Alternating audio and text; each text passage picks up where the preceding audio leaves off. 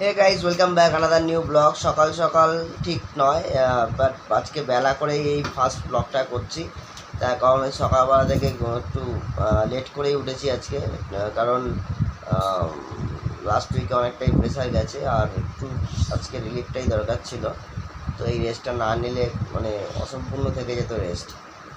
আজকে যেহেতু সোমবার, লাস্ট সোমবার শ্রাবণ মাসের, না গো মা, আজকে লাস্ট সোমবার ছিল। তো যেহেতু প্রত্যেক সোমবার আমি বাবার মাথায় জল ঢালি, কারণ শিবলিঙ্গ আমাদের বাড়িতে আছে, বেলপাতা দিয়ে জল ঢালি। আজকেও সেম বেলপাতা দিয়ে 108 বেলপাতা দিয়ে জল ঢাললাম।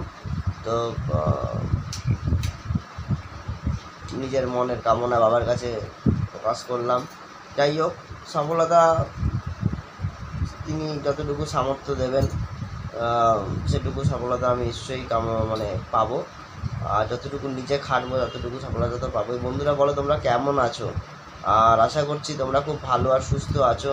কারণ সকাল সকাল দেখো, আজকে সকালবেলা ঘুম থেকে উঠে প্রথমে স্নান টান করলাম। স্নান টান করে একদম ফ্রেশ হয়ে ঠাকুরের জন্য লাড্ডু কিনতে গেলাম পুজোর প্রসাদ হিসাবে।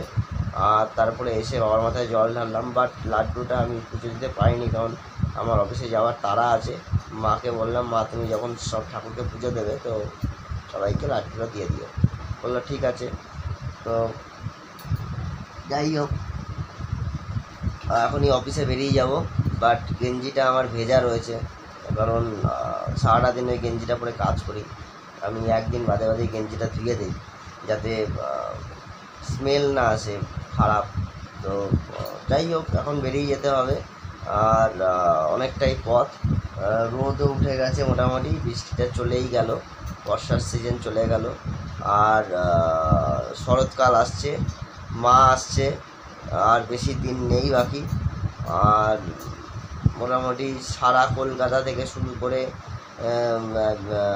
বিভিন্ন জায়গা, পাড়ার অলিগলি, তারপরে পাড়ার ক্লাব, তারপরে ঠাকুর তৈরি হয় যেখানে, সমস্ত জায়গায় বিভিন্ন নতুন নতুন সাজে সেজে উঠবে।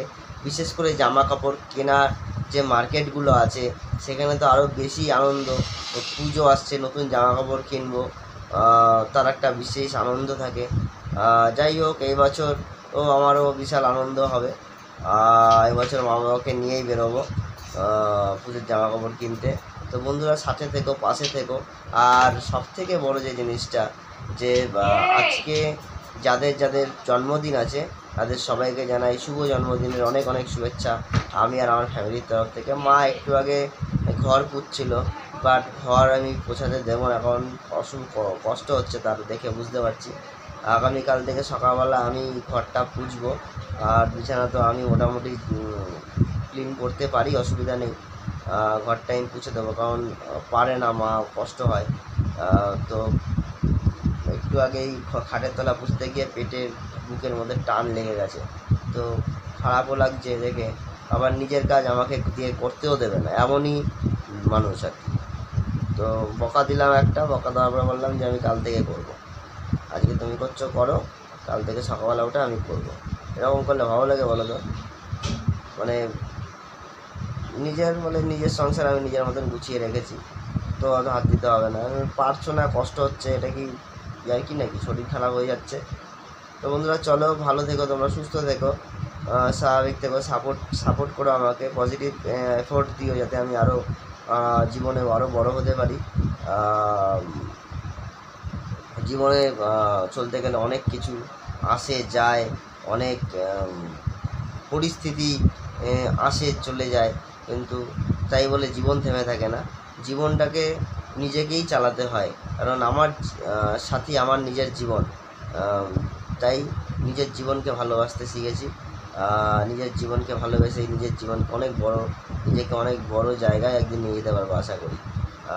কারণ আমি পজিটিভ আছি, আর আমাকে নেগেটিভ কেউ করতে পারবে না, সে হাজার চেষ্টা করুক বা না করুক।